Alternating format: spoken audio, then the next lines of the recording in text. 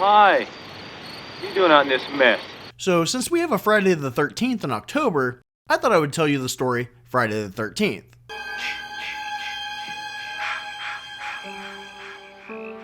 Well, come on, let's go. Oh, that's the day that Jason kills people. You should know Jason's mother, Mrs. Voorhees, was the original killer. Jason didn't show up until the sequel.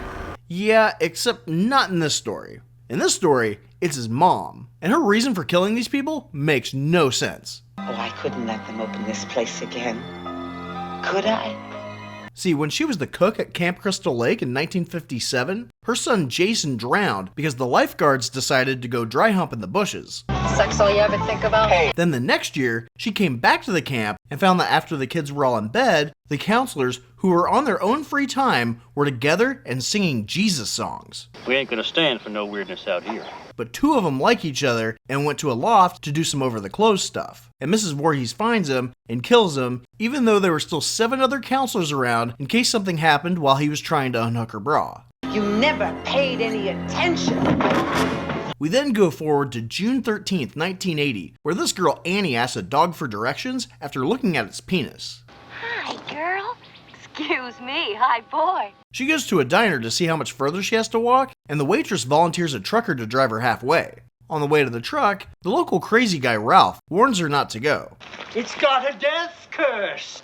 But the trucker tells him to fuck off, but then on the road, he tells her to quit because the camp is jinxed. Well, why would he tell her that Ralph is crazy and then tell her the same thing? Shut up. Everybody knows that curses and jinx are 2 totally different things. But he tells her that someone's been sabotaging the openings of the place and that she should quit, even though yes, 2 people got murdered in '58, but no one's been hurt since. In 1962, they was gonna open up.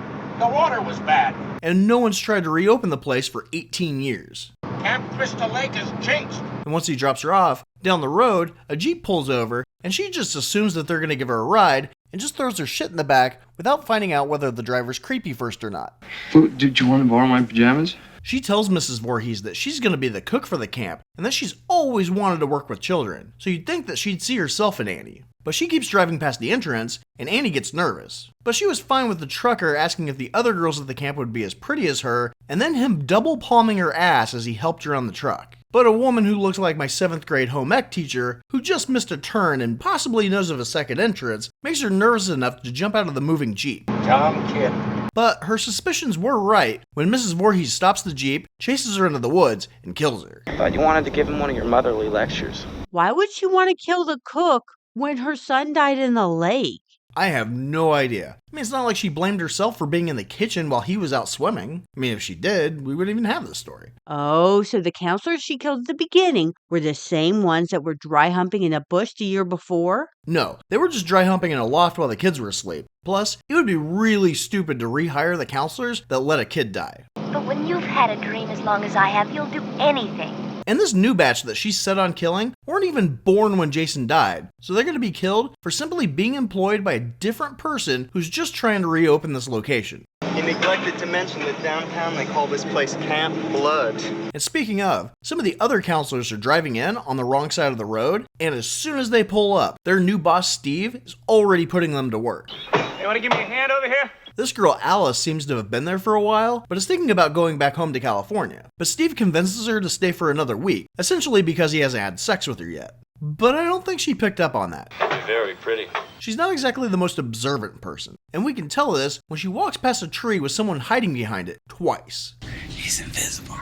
So Steve heads into town for supplies, telling the counselors to keep working. And later on, Mrs. Voorhees watches all the counselors swimming in the lake. This guy Ned starts to drown, and when he does, the other 5 spring into action. They have excellent communication, and everyone seems perfectly willing and able to save this guy. So you'd think that this would be the moment where Mrs. Voorhees was like, wow, this guy Steve really went out of his way to hire capable people for this job. But Ned had to go and ruin that by faking his drowning to kiss Brenda. Sometimes I just think about kissing women. But if that wasn't enough to convince her, when they get back to the cabins, Alice finds a snake and calls for Bill, but everyone comes to get it out. So this is a group of people who genuinely want to help. They then get a visit from Crazy Ralph, who tells them that God told him to warn them to leave. And they're like, okay dude, whatever. But he's right. They should leave. And this is true, but if you actually want people to listen to you, never say that God told you to do it. No one who ever says that looks sane. God sent me. Are you crazy? So after dinner, Ned sees someone go into one of the cabins, and he follows for some reason, and he dies. Something's wrong with Ned. Marcy and Jack then go into the cabin to get out of the storm that just rolled in. Mrs. Voorhees is under the bed while they bang. Come on, kids, you can do better than that. And after Marcy leaves to go pee, she gives Jack a tracheotomy, and he dies. Oh, what monster could have done this? Well, Marcy claimed that she was afraid of storms, but she must have just used that to get her boyfriend to comfort her, because after getting some, she has no issue running outside to the bathhouse, where she gets an axe to the face, and she dies. In the main lodge, Brenda plays strip Monopoly with Bill and Alice. But the game ends when Brenda thinks she left her window open in her cabin, so she just goes to bed. And while she's trying to read in her old lady nightgown, she hears someone calling for help. So she follows the sound out to the archery field, and she dies. Alice thinks she heard Brenda scream, and also noticed that the archery lights came on, so she and Bill go to check on her. Bill checks her bed, and is pretty sure it's not Brenda laying in it. Alice comes over and is like, no, this bloody axe is in fact definitely not Brenda. They don't get smart. And instead of being concerned, they think that maybe she joined Jack and Marcy in the bedroom. But no one's there either. They even go as far as checking if they're all taking a group dump in the bathhouse. I'm sorry, what? But that also doesn't check out. But this does worry them enough to break into the office to use the phone, but the line's been cut. They also try to drive out using Ned's truck, who knows how they got the keys, but it won't start. But they figure Steve will be back any minute, since he said he'd be back sometime after lunch. But we see that he's just now leaving and is finally on his way back to camp. But his Jeep is a piece of shit too, and stalls about halfway back, probably for the same reason the truck won't start. It being wet. What's the matter with it? Wet. Luckily, a cop comes by to give him a ride back, but when they get to the entrance, he gets a call that he needs to respond to, so he has to just drop him off there. Steve then bumps into Mrs. Voorhees, and he dies. She lost her damn mind. That wasn't your fault, though, okay? She then goes back to the camp and turns off the generator. And Bill heads over to turn it back on, even though he wants them to get some sleep. But since she wakes up a few minutes later and makes coffee, maybe they will need the power. And you've got to love her optimism in making 2 cups, thinking that Bill's gonna come back after everyone else has gone missing. Okay, just take your time. She's not very patient though, and goes to look for him before the kettle's ready. What is taking so long? And she does end up finding Bill behind a door, being held up with arrows. Ouch. She runs back to the lodge where she secures the front door with a rope, but then forgets that the door is a pull and starts putting things in front of it to keep it from being pushed open. She also manages to close the curtains of 2 windows though. But that's not enough, and Brenda's body gets thrown through another one. She then stays in front of another window in the room for way too long, and then crawls past her body like it's gonna get her. He's gonna get you! He's gonna get you! He's gonna get you! Leave me alone! Outside, she sees the lights of a Jeep and thinks that Steve is back. Turns out to be some older woman in a sensible sweater who introduces herself as Mrs. Voorhees. Alice tries to explain what's happening, but it's in a pitch that only dolphins and sorority girls can understand. All right, come on, dear. But when she tells her in English, Mrs. Voorhees says, "You're probably just scared because of the storm and the rumors of the place." But Alice tells her that they're all dead, and Mrs. Voorhees is like, I don't believe you! and just goes inside the lodge. When she finds Brenda, she tells Alice how her son Jason drowned, and that today is his birthday. So it being Friday the 13th has absolutely nothing to do with why she's killing them. No. She's killing because she doesn't want the camp to reopen to protect the children from getting hurt, and she's willing to kill former children to do this. All of this is for the children. For the children. See, she got triggered because it's his birthday, and it just happens to be Friday the 13th, and also a full moon. It upsets people. Makes them nuts. So remembering all that crap makes Mrs. Voorhees snap, and thinks that the girl that wasn't even born when Jason died was the one that let him drown. So she attacks Alice, but she hits her with a fire poker and runs away. Alice draws first blood. And even though the keys are still in the running Jeep, Alice won't drive it to safety because Annie's body's in the passenger seat. She then finds Steve hanging out and screams, letting Mrs. Voorhees know where she is. This crazy lady is now taking orders from her dead son. Don't let her live. I won't, Jason. I won't. Well, there's no crazy people around here, right? And after turning the generator back on, Mrs. Voorhees tracks Alice to the activities building where they keep the guns. Unfortunately, her trying to find the bullets is what led her there, so she has to use the empty rifle as a weapon and just throws it at her.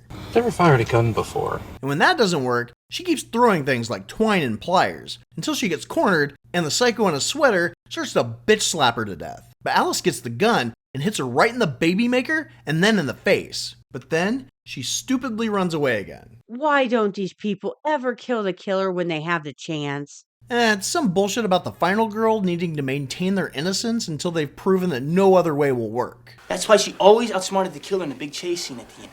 Only virgins can do that. Don't you know the rules? Originally, horror stories were supposed to be cautionary tales for teenagers not to have sex or do drugs. You can never drink or do drugs. You know, smoke weed and you'll die, have sex and some psycho will cut your dick off. Sex equals death. But they never worked though. And do you know why? Because teenagers are stupid? Exactly. See, you get it. But this moron has to run away again because this dumb horror rule won't allow her to kill the serial killer because she's not actively attacking her anymore.